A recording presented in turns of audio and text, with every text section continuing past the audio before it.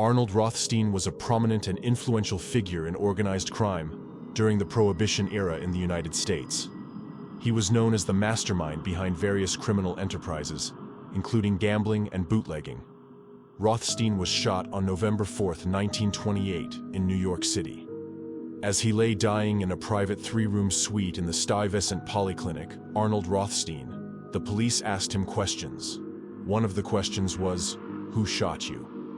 Arnold told the police, "My mother," and then said, "You stick to your trade, I'll stick to mine."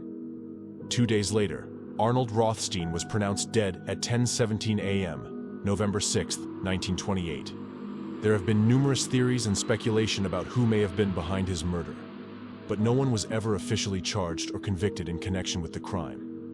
One of the theories is at the end of a poker game that lasted for days in September 1928, Arnold owed hundreds of thousands of dollars. He was slow to pay up.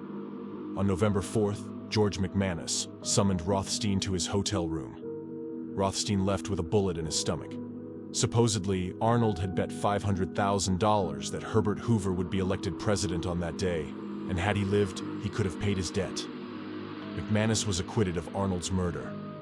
Others proposed that his involvement in fixing the 1919 World Series, known as the Black Sox scandal, may have played a role.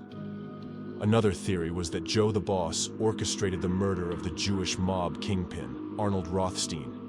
But the reason for this murder was a lot bigger and deeper than a territory taking over. Joe the Boss had very close ties with the New York's Democratic Party. Like in the old country, you can't operate on a big level if you do not have political backing. Joe the Boss realized this soon and made an alliance himself with the dirty politicians.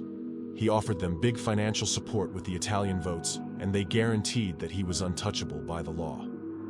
Joe the Boss finally decided that he won't share the pie no more. It was about the political control. With Rothstein out of the picture, Joe the Boss was the only gangster with control over the Tammany Hall. What are your thoughts on the video? Each theory is interesting. If you have a theory or a thought, drop a comment down below.